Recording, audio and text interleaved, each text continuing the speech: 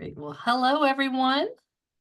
We're excited to get started with the Master Gardener webinar, and we are going to be talking about a really interesting topic today. My name is Wendy Wilbur. I'm the statewide Master Gardener Volunteer Coordinator, and I want to welcome you to the webinar.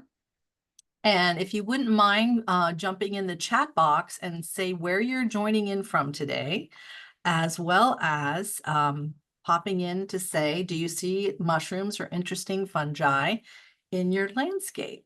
So, well, hi from Naples and Escambia, St. Lucie, Palm Beach, Levy, Marion, Brevard, Osceola, Alachua, St. John's, Monroe, Lake, St. Augustine, St. John's, Coral Springs, Yulee, Gulf County, Nassau County, Vero Beach does see some interesting ones. Indian River, Clay County, Hillsborough, Palm Beach, Duval. So we're from all over the villages, Palm Beach, Bay County, Lakeland, Florida. So that's Polk County, Jacksonville, Hernando, Pinellas. Well, it's good to see everyone joining. So we have a really good group so far, getting close to 300 people joining us. And I'm joining from Alachua, and I often see interesting mushrooms in my yard. So I want to go ahead and do my shameless plug for the Master Gardener volunteer materials, for the ladies polo, for the canvas tote, which is great, and the best hat ever. We're getting low on supplies, so if you were thinking about purchasing anything for the holidays as a gift for yourself or for a friend, go ahead and go to the bookstore and get your swag, please. And so for today, we'd like you to limit the use of the chat box just for the opening questions, and then use the question answer box as we go forward. And I'll be putting the questions to Dr. Smith as they come up for clarity, but mostly I'm going to save the questions until the end. And I'm so excited that we have Dr. Matt Smith here today. He's a professor in the Department of Plant Pathology at UF-IFAS. He's the curator of the Fungarium, which is the fungal collection at the Museum of Natural History. That's the same place where Mark Frank has his herbarium, so they do collaborate from time to time. He has a three-way split, as we call it in IFAS. He teaches, does research, and has extension appointment.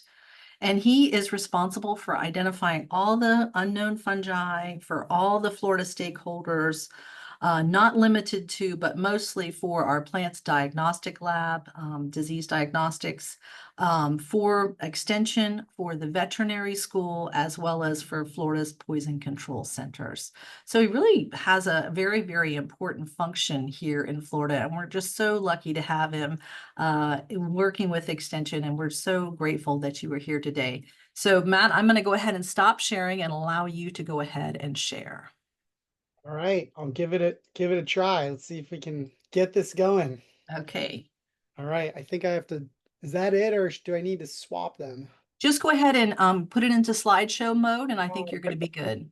There we go. There you go. Perfect. Great. So thank you so much for having me. Wendy, I really appreciate the invitation. I love opportunities to talk with people about fungi. And so, I'm gonna take up my time and hopefully generate some interesting questions.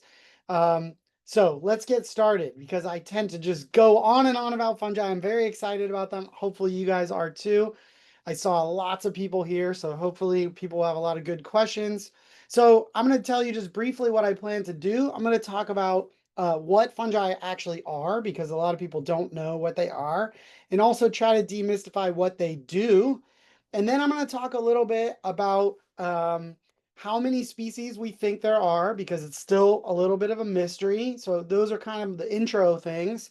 And then I want to tell you about a study that we recently completed on the macro fungi of Florida, looking at this one particular reserve. And I think it's exciting, but it also outlines some of the challenges that we have. And then I'm going to talk about plant fungal symbiosis that we also found from that same reserve that were kind of a product of that same research. And then I want to end with 10 iconic Florida fungi that you should know. And I chose those because they're pretty, but also because they tell us a little bit about fungal biology. And then hopefully we'll have enough time for questions. So let's start off with what are fungi?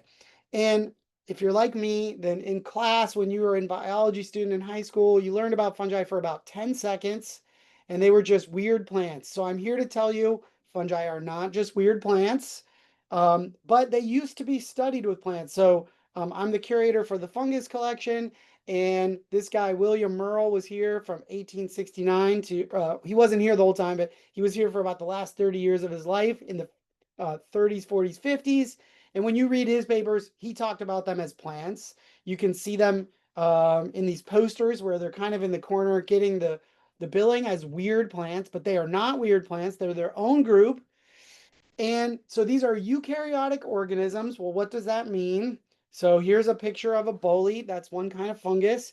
And if you look inside that, it's made up of these hyphae, and inside the cells, there's nuclei and there's organelles. So in a lot of ways, even though they're microbial and they're billed as microbial, these organisms are much more similar to animals and plants than they are to bacteria in most ways. And so that's really important to know to understand things about their biology. And the other thing that's very distressing for some people, but I think it's important to know, is that the DNA evidence suggests and shows us that fungi and animals are quite close relatives. So you can see on this eukaryotic tree of life, fungi and animals are on that same major branch, and they're pretty far away from the plants. And that's important for a bunch of reasons, not least of which that this close relationship helps explain why fungal diseases are so tough to treat, because any compounds that we use to try to stop fungi have an impact on a lot of our systems of our bodies. Okay, so they're eukaryotic organisms. Another thing that's really important about them is that they're heterotrophs. So that means they get their nutrition from some other organisms. So unlike plants that are doing photosynthesis, they're not doing photosynthesis, so they always have to get their energy from somewhere else. And so how do they do that? Okay, well, they use what we call absorptive nutrition. If you're in the business, they refer to this as osmotrophy, but that's a fancy word to say basically that they have their hyphae there and they exude enzymes into the environment. They do a lot of their digestion outside of their bodies, and then they break that down outside and they slurp up the stuff that's there that they want. And you can see this, for example, in this tree section where the middle has the colony of the fungus. And then you see this dark staining that's moving out away from the middle. And that's because the fungi are exuding enzymes out into the environment, and then they're going to suck up the good stuff. And they're also going to grow towards that front of enzymes. And so, well, what does that look like when you drill down? It's important to know that fungi are mostly, they are multicellular organisms. And so their bodies are made up of these microscopic filaments that you can see in that picture there. And when you have, one or a couple of them, we call them hyphae. And when there's a lot of hyphae together, you'll hear them referred to as a mycelium. So that picture in the middle and the one of the fungi growing on agar plates, we might refer to those as mycelium because there's a big mass of hyphae together. So those are kind of, vocabulary words for today. It is useful to know that some fungi are unicellular, and unicellular fungi without flagella, where you just have single cells, are called yeasts. It turns out those have evolved multiple times in different groups of fungi. So this is just a lifestyle, a strategy that they use. There are also other unicellular fungi. If they have a flagellum at any stage, we call them chytrids. And these are completely microscopic, so you might not be aware of them. But chytrids are known for, there's one chytrid fungus that's caused a huge decline in amphibians across the world, and that one is a chytrid. So you might have heard of it. It's usually just called BD. It's Batrachochytrium. So it's a big long name, so they often refer to it as BD. So if you've heard of that, that is a chytrid. Okay, defining fungi, it's also important to know that fungi have what we call indeterminate growth. So they can keep growing. They kind of don't have a stopping point. That's a joke, right? They don't really get that big. But those are the fruiting bodies getting big. But we know that there are some individual species that can reproduce clonally, essentially. And if you've ever heard of the humongous fungus, it's an armillaria species that's been shown to take up this 3.5 square mile area because it spreads clonally. So there are some that get very, very large individuals. It's hard to know exactly what an individual is, but that's a side note, so we're not going to go down that route. Another thing about fungi that's really important to know is that they reproduce via spores. And so this is an example that I've shown here of an Orbelia species. You can see in the middle picture, there's a nematode that's been trapped. So this is a nematode trapping fungus. And if we were to let that grow out on an agar plate, we'd see the spores on my right, which are clusters of conidia. So those are asexual spores.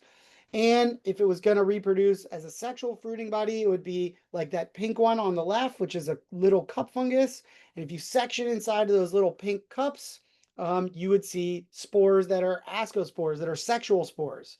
So these are microscopic spores, and that's a really important part of fungal biology is the spores that they produce, is how they reproduce and how they distribute themselves. Now, some are microscopic like those, others produce these massive fruiting bodies with millions of spores. So this one is one that we have here in Florida. You know, most aren't this big and this obvious, but that's a massive fruiting structure. And many others, as I said, like Saccharomyces cerevisiae, they're never going to make any fruiting body at all. And in fact, if you don't have a microscope and you don't have a big clump of them, it's pretty hard to see. And this brings up the point about how fruiting structures are really confusing about fungi. So I like to take a couple minutes to clarify that for trees, for example, this hickory tree, it's pretty clear what the body of the organism is, right? It has trunk, it has branches and leaves. If we dug down in the ground, we could find the roots. And if you come along at the right day, at the right time, and you look up, you might see, or on the ground, you might see the fruiting structures. In this case, hickory nuts. And in this plant, it's really obvious and it's intuitive. But for fungi, it's not so easy all the time. And so this is an example of a truffle, Tuber canaliculatum, where the truffle is pretty obvious, but it's not always obvious that that is the fruiting structure. And that's different from the hyphal or mycelial body of the organism. And these fruiting structures in fungi, they're ephemeral, so they come up, right? They're there for a little while, and then they tend, almost all species, they rot away.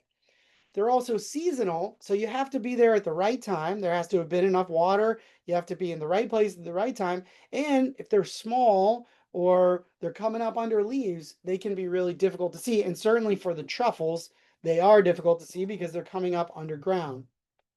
And these fruiting structures, they're really, really diverse, right? So I showed you the truffle, but there's all kinds of different mushroom type fruiting bodies, and they are quite different from each other. And it takes some getting used to be able to figure out what all those are and how they're related to each other. So there's a lot to learn about fungi, it turns out. And these fungal bodies are really different from plant bodies. And I think it's useful to see that. So for example, these are three categories of fruiting bodies. So the agaricoid ones, they have a stem and they have a cap, and the spores are made underneath the cap. The gastroid ones, these are these truffle-like things. They basically look like just a little clump of tissue with spores inside. And then the resupinate things, they're basically just tissue on wood or on the soil, and then the spores are made directly on that. And if you look at those and you just had to decide, you'd probably say, well, those agaricoid ones, they all look pretty similar. They're probably related to each other. And probably the gastroid ones are related to each other, and the resupinate ones are related to each other. These are just a couple examples, but when we look across the fungal tree of life, we see that's absolutely not the case. So in this situation, all the ones in the top row are pretty closely related. They're in the order Agaricales. All the ones in the middle row, those are Bolatales, and all the ones in the bottom are Russulales. And the point of this is not because I'm going to quiz you on the major groups of all these, but just to show that these soft tissues seem to change very quickly in evolutionary time. And so you get this very wide morphological diversity of the fruiting structures, suggesting that there's convergent evolution for some of these morphologies. Okay, so we've talked about, kind of what fungi are and maybe a little bit of how they are different and similar to plants and animals, but what do they actually do? So this is also confusing for people because plants, they kind of do one thing, right? They stand there and they photosynthesize, and it's a really important thing. But for fungi, they're like animals in that there are different ones that do different roles. And so we're most familiar with the ones that are pathogens, especially plant pathogens. If you're a gardener here in Florida, you know about plant pathogens that are fungi. There's also pathogens that are pathogens of insects and even other fungi. So you have mycoparasites that attack other fungi. So this role of being a pathogen is a pretty broad role, an important role um, for fungi in general. Um, Fungi also play a really important role as saprotrophs. And so, especially on wood, fungi really are the main players when it comes to decaying wood, but they also decay almost any other kind of natural substrate that you can think of. So they're incredibly important as nutrient recyclers. And then the other thing that they do is they are symbiotic organisms. And so that's probably the role that they play that's maybe the least familiar to a lot of people. I'm going to talk a little bit about mycorrhizal fungi later, um, but it's also important to know that in addition to mycorrhizae, that there's also lichens. So lichens are an association that's also a mutualistic association between algae and fungi. I'm not going to have time to talk about those, so I'm going to focus for the mutualistic relationships on ectomycorrhizae because that's something that we study in my lab. So in that example, the tree, which is doing photosynthesis, it's contributing some of the sugars from photosynthesis as the carbon to the fungus, and the fungus is contributing nitrogen and phosphorus to the plant. And if you looked into the diagram on the left and you zoom in on those roots, you would see they're colonized by fungi, and there's a layer of fungi on the outside, and they're growing in between the cells, and that's where that exchange is happening. You'll also note that the cells aren't breaking, and that's because that's a healthy response. Both parties are benefiting, so everybody's happy with it. And that's important. I'm going to talk about some of these symbiotic fungi later. So, okay, there's these three main trophic modes. And I'm telling you this story of these sort of three main silos of how we think about fungi.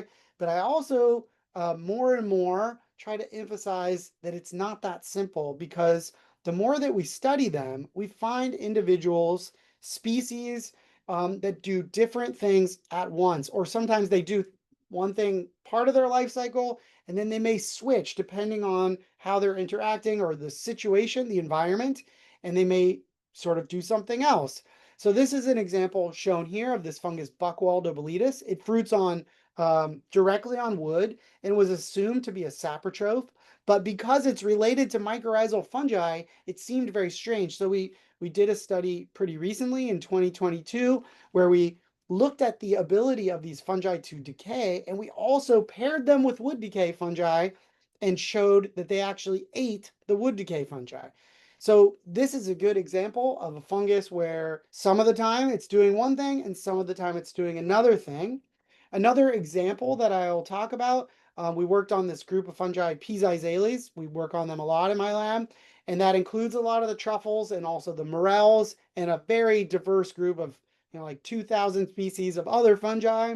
And one thing that we found really interesting is that a lot of these fungi, whether they're mycorrhizal or saprotrophic, they also act as plant endophytes. So those images showing on the right there are showing fungi growing inside of living plants, but leaving no trace that they are there. And we have some good evidence within Pisizales that that happens a lot and people haven't noticed it. So it's important to think about these different roles that fungi play, but also that they might be doing other things too that we don't necessarily notice. Okay, so this is a little bit about what fungi do. We've talked about what they are, talked about what they do. How many are there? And this is a question I get a lot, so that's why I bring it up. how many species of fungi are there? Especially since I'm supposed to be someone who's an expert on fungi in Florida, people say, how many species are there in the state? Well, we don't know the answer to that yet. Um, but we are learning more all the time.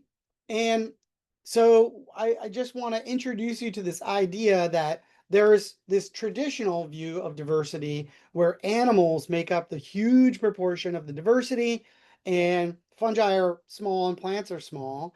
And as we've gotten molecular studies using DNA, it's really changed what we think about. So when we have genetic data, then basically the number of plants and animals goes down and the number of microbial organisms is actually much greater, including fungi, but also other ones. And so I like to think about this as sort of like an iceberg. Fungal species diversity is kind of like an iceberg. We have about 150,000 described species out there. And then somewhere lurking underneath the water is this iceberg where there's just a lot of diversity that we really don't know how many species, but it's a lot. So I made this graphic here for my class, and it shows, the described species are there at the bottom, just barely a blip on the number of fungal species graph shown in millions. And you get this huge range. These are all within the last 30 years, but mostly in the last 20 or 15 years. And you can see this range from, maybe 500,000 there to 12 million. I would say most experts agree that it's probably somewhere between 2 and 4 million species, with about 150,000 of them being described so far. So if you want to come up with an estimate of how many we know out of how many there probably are, it's somewhere in the range of, 4 to 8%. So less than 10%. When you compare that with plants and animals, for animal species, there's a lot of species, 8.5 million animal species, mostly insects. And for plants, it's quite a small number comparatively. So 380,000 are described. Um, and so when you look at the percent described, it tells you like, wow, we've really described a lot of the plants. We're doing better on the animals, but the fungi, we still have a very, very long way to go. And I want to move on to talking about some of the studies we've done in my lab to give you an idea of why um, there's still so much that we don't know. So I'm going to switch gears and I'm going to tell you about this work that we did over the last 10 years or so on the macrofungi of the Ordway Swisher Biological Station. It's mostly about mushrooms, so I have a lot of pretty pictures, and it's a really beautiful place. So this is in Putnam County. For those of you who are not from around this part of Florida, there's about 10,000 acres in Putnam County. It's a map of the reserve is shown there on the right. There's about 700 plant species in that reserve. And so we went out over time and we sampled fungi and we DNA barcoded them. That's important because a lot of fungi are very difficult to tell apart from each other. So DNA barcoding is one method that we can use to try to tell apart species that look really similar to one another. It's like use the morphology, but then also check it by using, DNA sequencing technology. So about 9 years, we went out there as many times as we could. It was different in different years, depending on the number of people in the lab and the funding we had, but we made it work. So how many fungi are there out there? Well, there's a lot of fungi, and I'm going to go into some of the details of what we found there. For those of you who are really serious and want to know more, we recently published a paper called Think Globally, Barcode Locally, and it's available on Fungal Biology, or you can reach out to me and I'll send it to you. But I'm going to give you the take-home message. So first of all, how many fungi? There's a lot. So what does that mean? Well, we got more than 1,000 specimens and sequenced almost 1,000 DNA barcode sequences, and we detected at least 546 species. I'm not going to go into all the great details of how to deal with the data, but you'll just have to take my word for it. And when you look across all the fungi, we see a sampling curve that looks like it's really continuing to go up. So that just basically says we probably didn't do very well, and there's probably a lot more fungi out there. And that's true for these three major lineages that were the most abundant ones. We found more macrofungi, 546 species, than there were vertebrate animals at Ordway Swisher, and it's a pretty well studied place. We found almost as many as the number of plants, although not quite. But you can see from our sampling richness estimators shown there that there's probably somewhere between 900 and 1200 macrofungi species there. So almost certainly more than there are plants at that reserve. So what do they look like? What's going on there? This is a breakdown on the number of species with the different taxonomic groups. So we had a lot more representation of, true mushrooms like the one shown on there on the bottom left. Also lots of boletes and russulas and lactarius for those of you who are familiar with some of the major groups that we have. Fewer polypores, and I think that's in part because of some of the biases of our study. I think there's a lot more polypores out there that probably just weren't sampled because of the way that we did our sampling. And we also saw, not surprisingly for North Florida, we're in the subtropics. So we saw a seasonality that's really different than if you were sampling in Massachusetts or Minnesota. And so what we find from that is that basically you have to be there on the right day, which I told you earlier, but I'm reiterating that point, that if you're in January or December, we tend to have a winter fruiting period, and then we have this much longer summer fruiting period where you can kind of see the peak there. But you have to be there on the right day. In some weeks, if it's too dry, you're not going to see a lot. And so you see some of that seasonality reflected in this sampling curve. If you drill down and you look at the major groups that we found, these not all the species respond the same to that seasonality, which I can tell you from my job, sort of, oh yeah, based on what people send me, I kind of already know that. But seeing one place over a long period of time, you see the really strong patterns. So I'm going to show you these examples. This genus Cortinarius, these were the three most species rich groups that we found. Cortinarius peaks in wintertime here in Alachua County and Putnam County. And then later on in the summer, you get peaks of other mushrooms like amanitas and russulas. We also saw that almost 50% of our species were mycorrhizal fungi in this study. So shown here, this 50%, basically there, almost 300 species of these fungi we collected that were macrofungi were ectomycorrhizal. So that means they're benefiting those trees and they're associated in some positive way. You can see there's a bunch of other things in there. So different modes in which these fungi get their energy, but about 225 species, 223 species were saprotrophic of some kind. So that gives you kind of a breakdown on what we saw. So Ordway-Swisher Biological Station has 26 different species of ectomycorrhizal plants from 5 families. The vast majority of them are in oaks and pines, and those are really important ectomycorrhizal plant groups. We also have hickories and willows and actually planted chestnut there. But there's a 5th family. So what is it? And I want to focus a little bit on that because that's one that many places in Florida have this family of plants, but they maybe don't realize that it has this interesting association with fungi, or these genera do.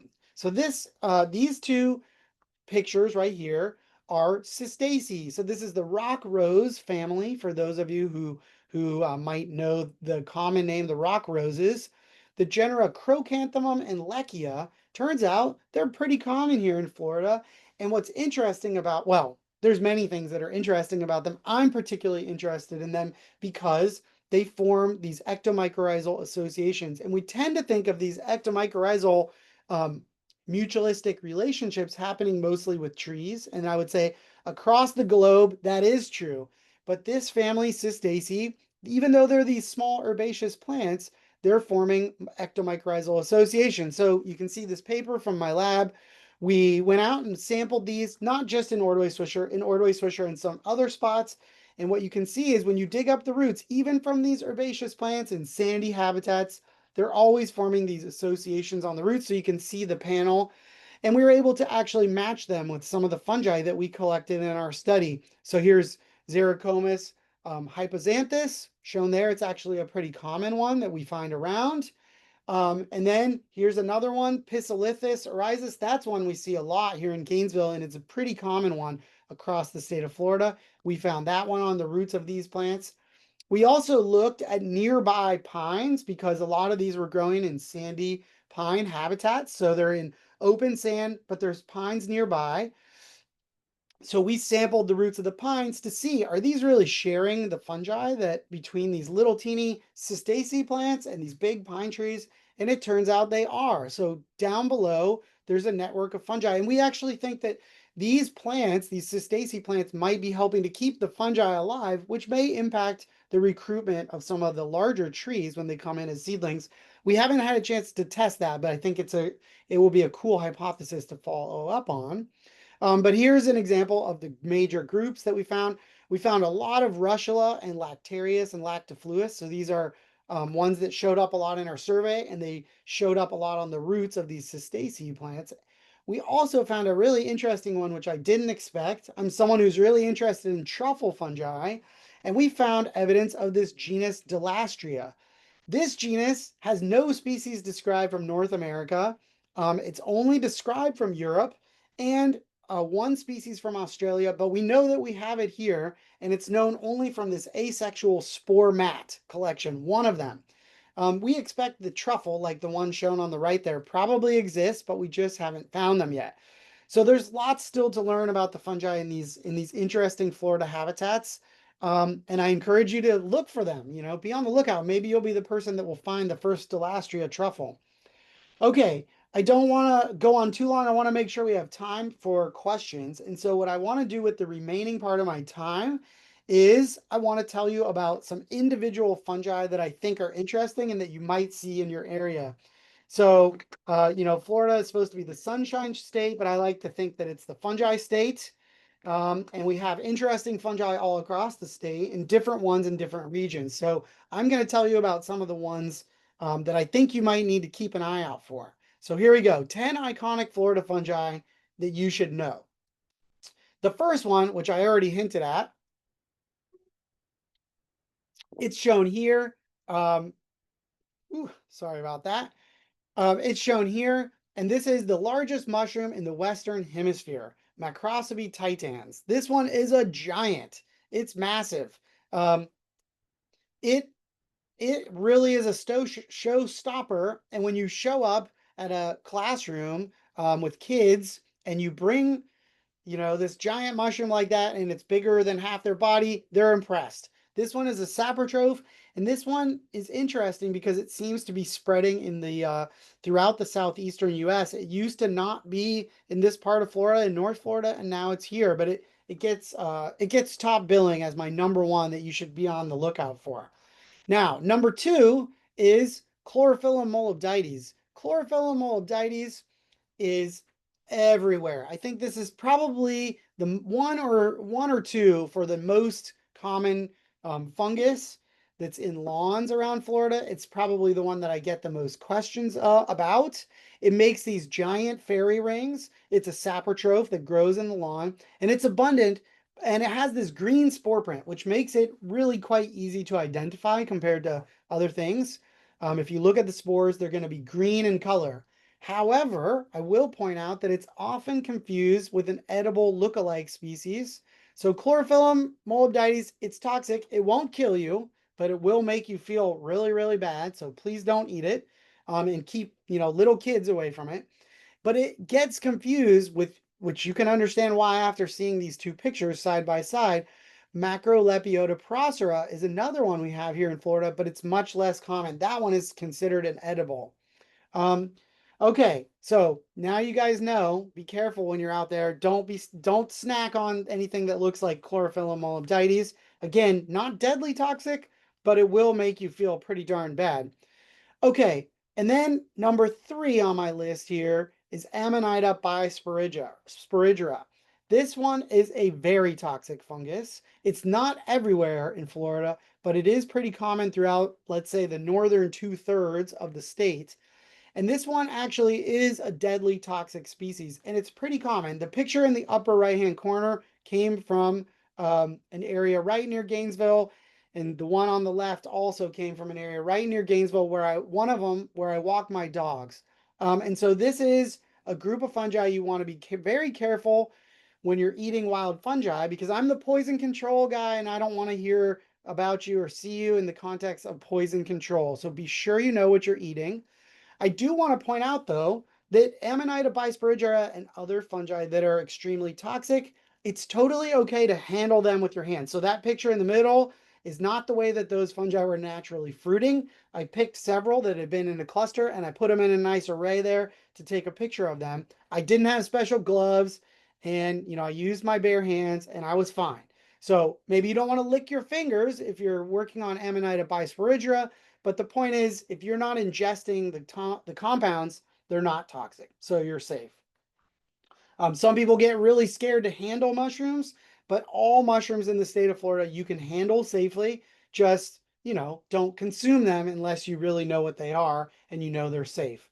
Okay, number 4 is an interesting one. This one's called Marasmius vegas. If you haven't seen this one around, I might be surprised because this one is an interesting one because it's an introduced lawn saprotroph. When I first moved to University of Florida in 2011, this fungus had never been seen in Florida. It wasn't a known species at that time. And you can see the map on the bottom left. In 2016, I started to get samples sent to me. These are images taken from iNaturalist, where people have posted photos on them. And because this one is so distinctive, it has a great name, the Wandering Creamsicle. This one is very easy to identify based on photos. But what's interesting about it is now this one has become one of the most common lawn mushrooms in all of Florida. So we're following up to try to understand how is it becoming this abundant and what is it doing. That's a story for another time, but this definitely makes my top 10 fungi you should know and be on the lookout for. All right, number 5 is Des armillaria cespitosa. And Des armillaria cespitosa is another one that is very abundant. This one occurs not usually in lawns. It's usually kind of associated with woody trees. And this is one, at least in the northern part of the state, you'll see it prolifically fruiting during the fall fruiting period. So you can see these very large clusters. There's my son Obi helping me collect them. And you can see they're white gilled. These are called honey mushrooms sometimes, and they're thought of as weak pathogens, but this is one you're definitely going to see in most parts of Florida.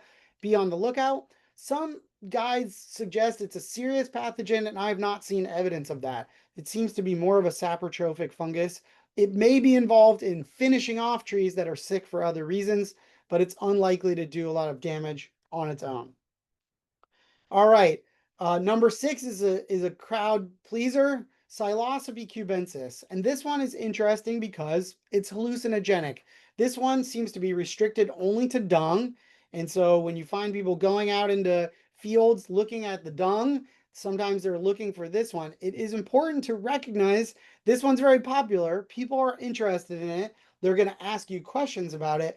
But it's also important to remember that it is illegal to possess this fungus. So please keep that in mind. But it's an interesting one, and it's one that people should know that we have here in Florida. All right, number 7 on my list is Ganoderma zonatum. And Ganoderma zonatum is an interesting one because it is a true pathogen. The genus Ganoderma has a lot of things that are much more decay fungi or maybe weak pathogens, but Ganoderma zonatum, which has the great exciting name butt rot of palms, is an actual pathogen and it can be a significant concern. This is one that if you see on a dying palm, you should reach out to your extension agent because it will spread from the spores being produced by those fruiting bodies. So this is one I encourage people to manage aggressively.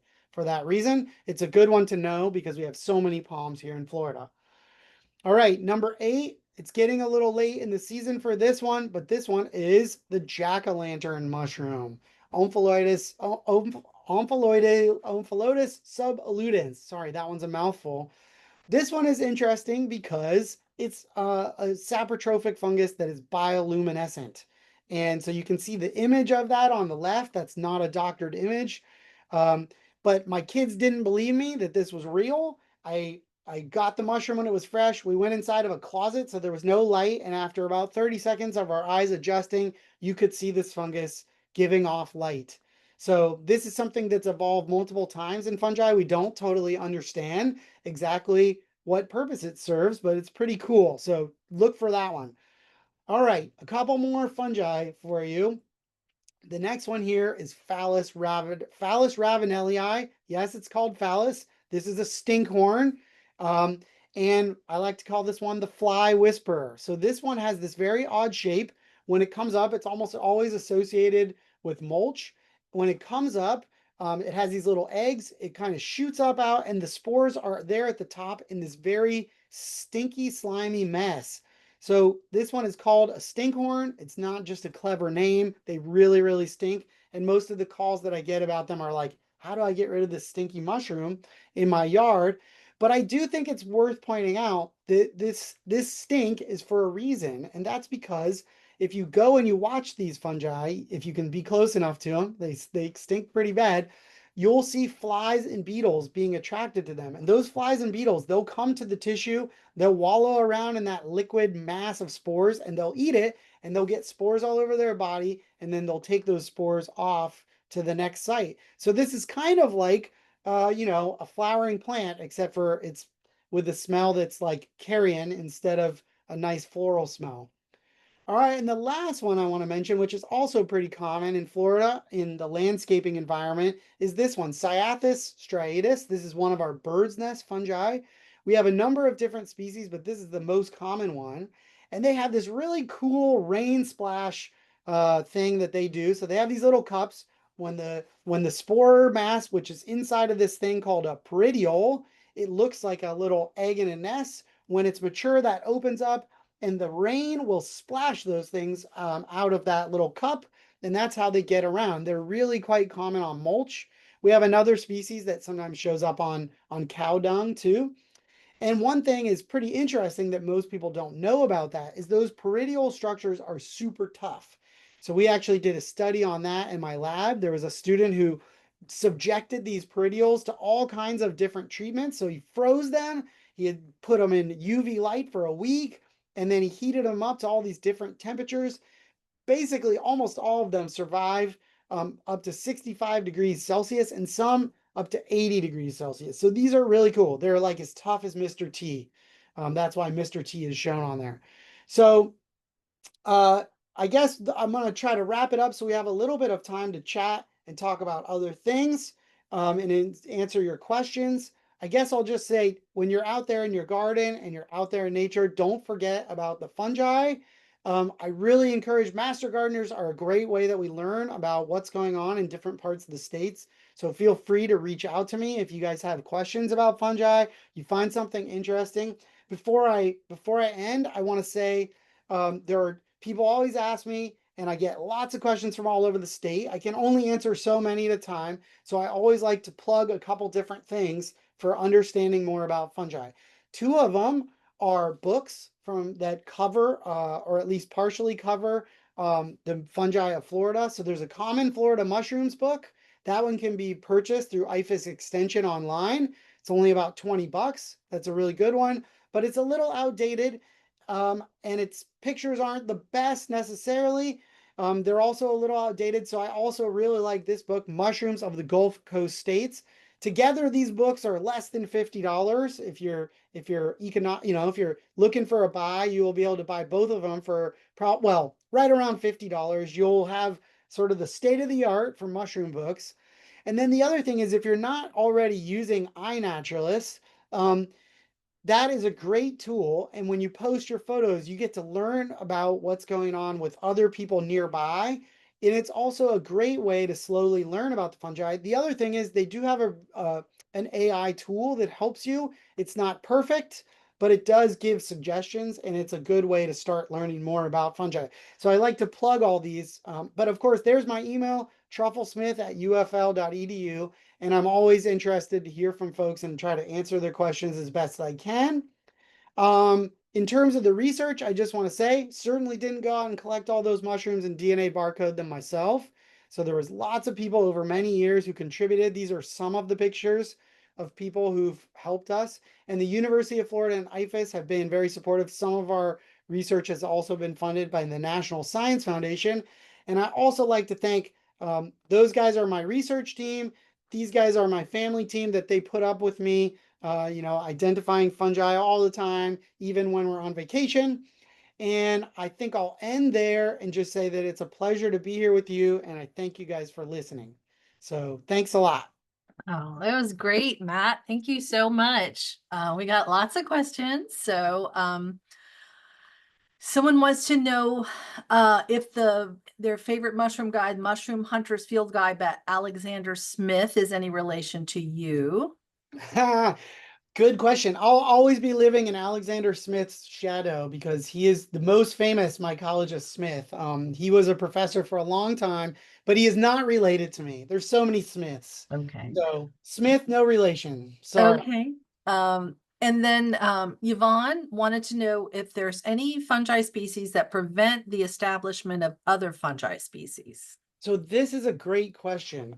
We think that there probably are. I mean, there are some empirical studies from particular plant pathogens where we know that, for example, for some of the fungi that cause aflatoxins, so these are toxins that we're trying to control in food, and we know that sometimes you can get a strain that doesn't produce the toxins and you inoculate the plant.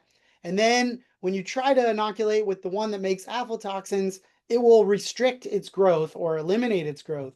So even if we can't see it, sometimes it must be happening. We don't have lots of examples in the environment for that. Most of the examples we have are in these controlled agricultural conditions because it's easier to manipulate, but it almost certainly does happen in nature or in your lawn, for example.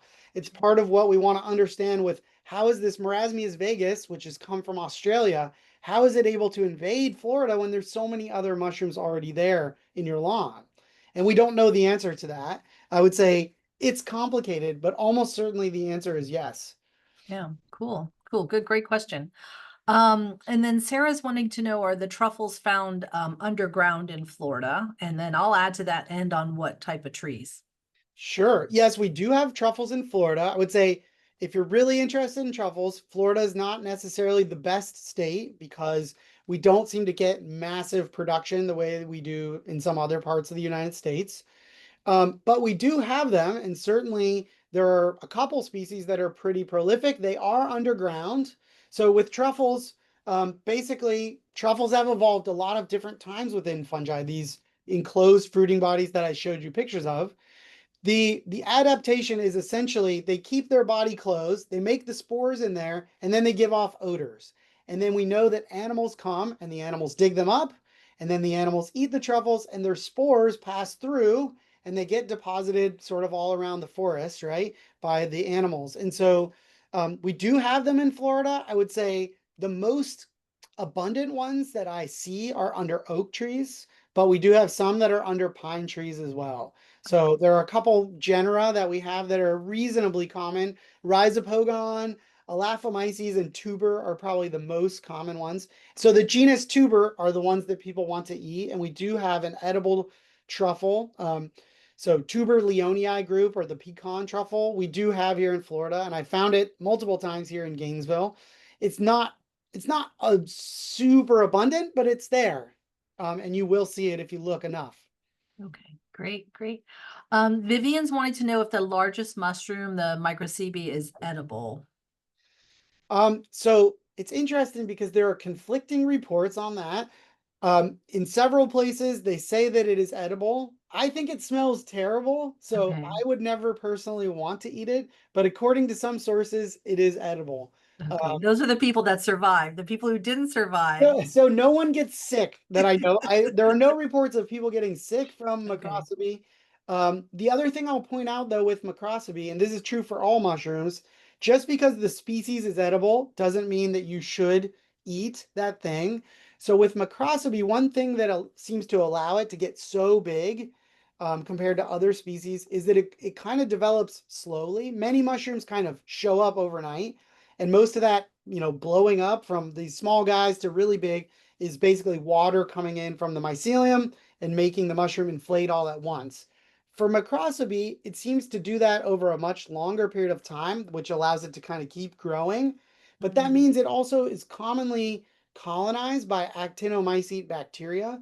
So the reason I point that out is that any mushroom that's been around too long in the environment, even if it's an edible species, it could still be poisonous in the sense that, there might be bacteria on there that have been growing on there. So you do want to eat only fresh mushrooms, even for edible species. That's important to know. Oh, perfect. Yeah. Perfect. Um, Anne is wondering where the bioluminescent mushroom has been seen in this state. And Anne and all master gardeners, I would like to encourage all of you to bring a black light out into your backyard at night because you don't know. There's so many interesting things that are bioluminescing out there. So Matt, please answer the question too. Sure. Well, yeah, I will say there are a bunch of fungi that if you take a black light, you will see that they are definitely responding to black light. Sometimes only in the gills, sometimes all over. And there are some lichens as well that will respond really nicely to black light. So for people who want to go sort of check out a bunch of lichens, you might end up seeing a real treat. Um, so the mushroom that I showed, the jack-o'-lantern mushroom, that one I know has been found in Gainesville. It's definitely been found Gainesville and North. I don't. Oh, I actually know of a collection when I was at Archbold Biological Station, so that's pretty far south. So it Mhm. does have a pretty wide distribution. It tends to be in the fall and winter only. I don't see that one in the. So many of them have a seasonality. And that's a good example where we find it in the winter in Gainesville. And I know there are observations from the fall. But, also sometimes we don't know because people haven't really collected everywhere. So sometimes there's supposedly a southern limit somewhere, and then I go to a new place and that southern limit isn't really true. So there's a Mhm. lot of fungi for which there's a lot that we need to know still, which is part of why I encourage people to take pictures of mushrooms and put them on iNaturalist because I learn a lot from the observations of people like master gardeners. Yeah, great. Good, good. We just had a really great talk in the South District from Dr. Corey down there, and he Mhm. really encouraged us to go ahead and get things up on iNaturalist and to use it as a way of connecting and being, being citizen scientists. So Yeah, it's a really great tool, and I would say for fungi in particular, because there's so many species and there's so many for which we don't know the distribution records. Maybe the ones that are occurring in your lawn every year won't be as exciting, but almost certainly if you keep looking, you'll find some that people didn't know they were in your area, and that's really cool. very cool. So let's talk a little bit about stinkhorns. Is there anything beneficial to them? If you're a fly, I'm gonna guess yes. And then the someone's asking, are they special because they have stinkhorns? What are they growing on and how, and this is probably a real common help desk call that we get. They want it identified, they have lots of questions. So if you'll speak on stinkhorns a little bit. I would be happy to. So I will put in a plug that on my website, we have a number of EDIS fact sheets that are posted. So you can look up my website, Smith Plant Pathology, it'll come up. And we have listed on there a list of the fact sheets that we've done. And I try to keep adding more and more. And I tend to add based on the number of calls that I get about particular groups. So if it's a really common thing, there might be an EDIS on it. And there is for stinkhorns. So the EDIS goes through a lot of details about sort of how they develop and what they're doing. We here in Gainesville anyway, there's as you get further south, there's a lot more species. And I would say that some of them are introduced, others are actually native from the Caribbean. Um, but these are saprotrophs, so they're growing mostly on wood mulch, but sometimes on dung, sometimes on very nutrient-rich soil. So it depends on the species and where you are. These are kind of tropical distribution fungi. So as you go further north in North America, you find fewer of them. And they're basically adapted to using insects to get around. And essentially, these strong odors that they produce are a way to get insects to come and visit them and bring their spores around. The unpleasant part is, yeah, they make odors that are tend to be geared towards the dead body or fecal material or some combination of that. So they're not very pleasant. Interestingly, in Asia, they eat one species. They get it before it's really stinky, and then they eat it in soup. So, I like to think that there's interesting things about them. It's a really cool way to see which insects are in your yard. Um, if you really don't want them and they're in your mulch, you can essentially rake back and forth and disturb that. Usually they're often in mulch. If you rake the mulch and kind of disturb it, eventually they will stop producing the fruiting structure because other fungi take over faster. If you just leave them, they go away eventually because they run out of energy, usually, unless you add more new mulch. Yeah. Um, if I see one, I know that there's more coming up, so I go and look for the little, I call them eggs, but Yeah. the immature bodies, and I pop them out with a dandelion digger, just a hot. Okay, since you brought that up, Wendy, fun fact, if you get them while they're an egg and you put them in a bunch of wet mulch, Uh-huh. they will continue to emerge. Not that most people want to do that, but it's pretty interesting. You can actually watch it. Mhm. Most Yeah. other fungi, when they're young, if you disconnect them, the fruiting body won't continue to grow. But Okay. these, because they're kind of already in this developmental stage where they'll still soak up water, if you put them in a little incubation chamber, they'll often actually sprout out and you can watch it happen. Good. Well, third graders beware, because here I Yeah. come with my stink horns. So we've got a couple of questions now. Becky always loves to giggle when I say butt rot. So Becky, palm butt rot fungi. Linda and Susan are wondering, they're seeing the conchs. Should they, I know it's a foregone conclusion, but should they remove the fruiting body? And then there's some other questions in the chat here about removing the fruiting bodies. What would you recommend on those things? So it's one of the few groups of fungi where I really do recommend that I would remove the plant and I would remove those fruiting bodies. So I guess I got to be careful here. I would say there are many things that look like Ganoderma zonatum if you're not a mycologist. So I strongly encourage people to reach out to an arborist or an extension agent or someone who might know so they can positively identify this because there are other conchs that will show up sometimes that are not Ganoderma zonatum. They're just things that are growing on the dead tissue and you don't want to cut down your palm and throw it away and have to redo things in your yard unless you're really sure. But once you're sure you actually have confirmed that you have Ganoderma zonatum, I recommend removing the palm and get rid of as much of the sort of the woody tissue as you can. And if you see conchs come up, I would remove them. It's one of the only fungi that I say that for because it does seem to spread mostly from spores. There's a lot of confusion. It's a group that there are people in my department working on that because it is not totally clear how it's always getting around, but the evidence seems to suggest that spores are important.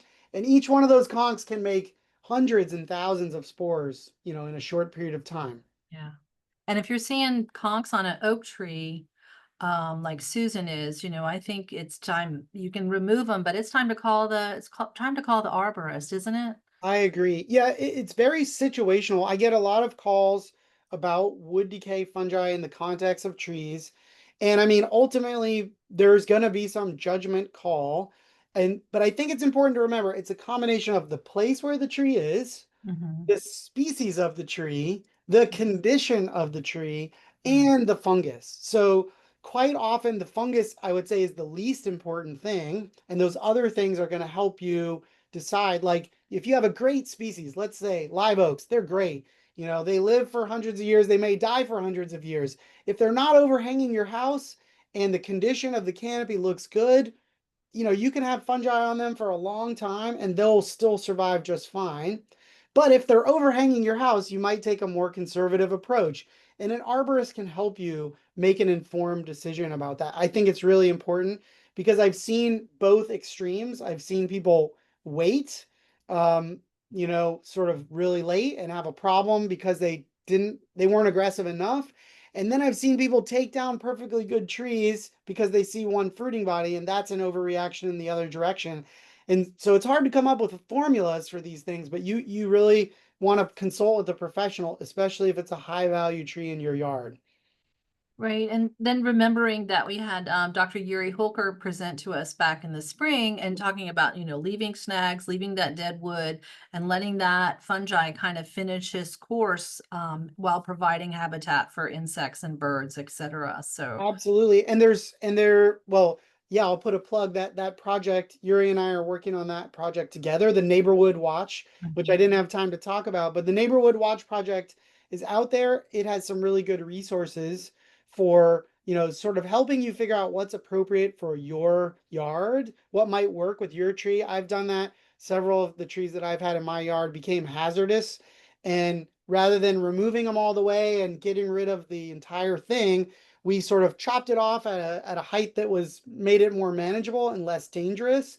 And now, I got great woodpeckers visiting my yard, so that's been really cool to see, and I'm really encouraging people to consider various options for keeping dead wood. Very good, very good. One of your top 10 was someone suggested Earth stars for your top 10. That's a cool one. So maybe he'll give you an honorable mention to Earth stars in the future. Well, I was gonna say I might need to up my game and like top 25. There you It's go. hard to know when to stop. There's so many good ones, but Earth stars are awesome. Fun fact, we actually have two different groups of Earth stars Ooh, here. So there are two genera of fungi that are the Earth stars, the false Earth star and the true Earth star. What's interesting, they're in totally different orders. One of them is mycorrhizal and the other one is saprotrophic. So oh, another example of convergent evolution of this really cool morphology that shows up in two unrelated fungi. very, very cool. Um, the one of your top 10 was the cups that shoot the spores out. What's the name of that one again? The bird's nest fungi. Bird's nest fungi. So Rick, the bird's nest fungi is the one that shoots the little black dots. And it's good for master gardeners because sometimes those black dots will go up underneath plants and they think it's scale, but check Right. and see if it pulls off easy and it's not attached. It could, and look for the fungi below That's to right. see if you can find those. Yeah, and you'll see those black dots will start to show up a lot after it's been raining a lot because they're depending on water splash. So you have your cup and you got your little peridioles in there, and then the water's kind of, the raindrop hits just right and it will shoot them all directions. So cool. And when I was in the nursery industry, they were often in nursery pots. I just thought that Yeah. was interesting.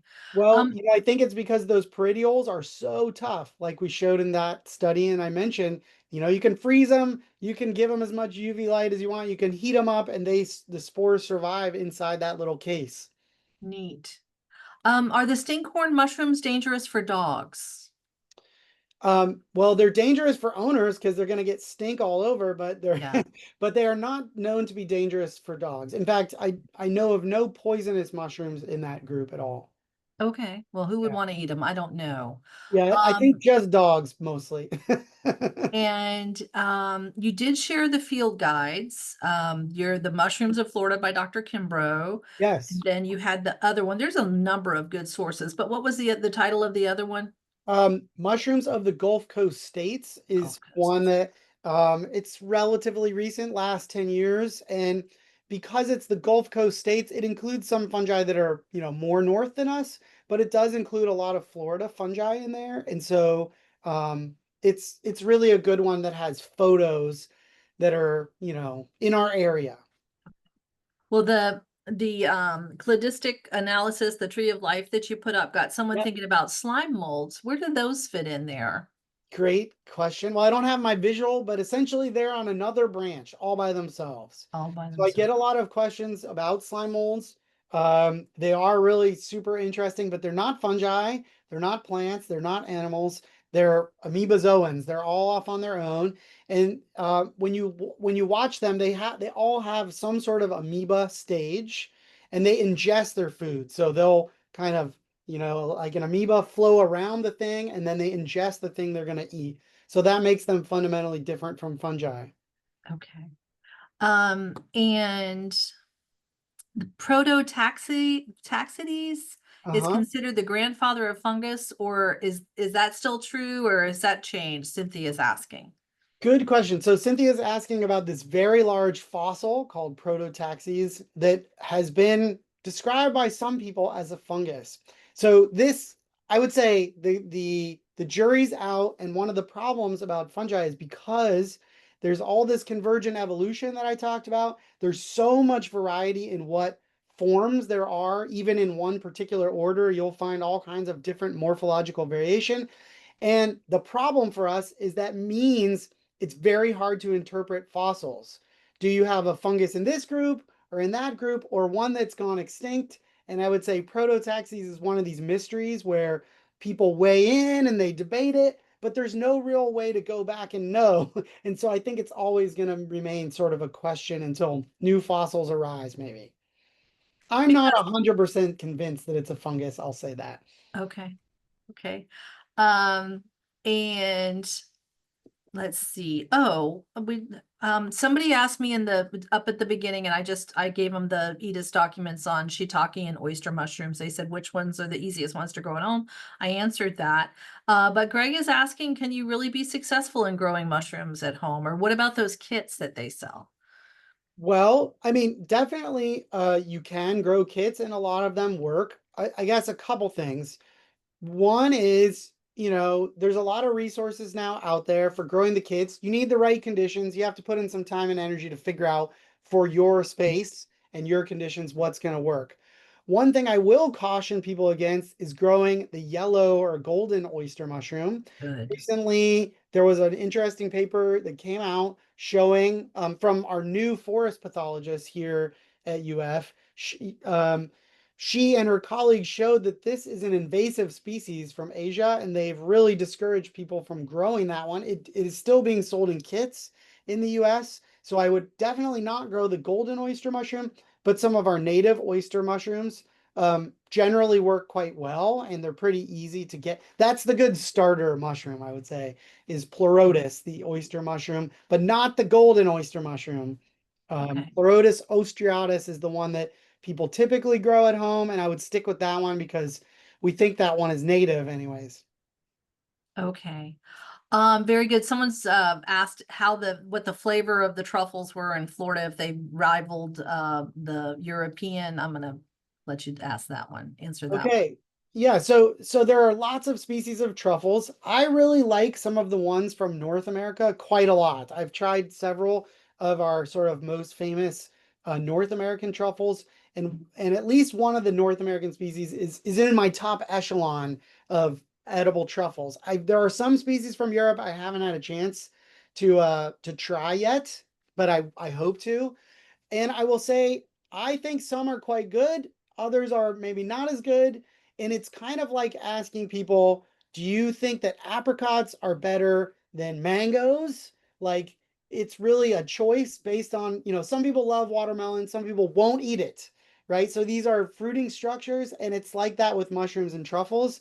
I have had people tell me, they have their like $50 slice of black truffle on their pasta, and they're like, that's terrible. How could you pay money for that? And then other people will fly to France just for truffles. So I think it's highly variable. There are some that are really good. And I would say, like many things, there is a certain amount of like cachet from the reputation that carries it. And it Mm, may be that many of the species over time from North America may end up, getting more cachet because they're really good, but they're different. They're not the same, and they're going to taste different. And so it's sort of like, do you like IPAs or do you like lagers? It's a little bit of by your choice, right? it is. It is. All right, Matt, we've had a lot of good comments, a lot of good back and forth. Everyone, if you to reference his papers, go into IFAS and put IFAS Matt Smith mushrooms, fungi. You will get there. The books he recommended, Common Mushrooms in Florida and Gulf Coast Mushrooms, those two titles. There are a number of others. He's encouraging us to get on iNaturalist and share our pictures, and just stay tuned because Matt's lab is doing really cool stuff. So we'll have to have you back really soon. Thank you, Wendy. I appreciate you guys having me. Thanks everybody for giving me a chance to talk about the thing I like to talk about the most. It was a lot of fun, and I'll see you again soon. I hope so. Take care, Matt. Thank All you. right, Bye bye bye. bye.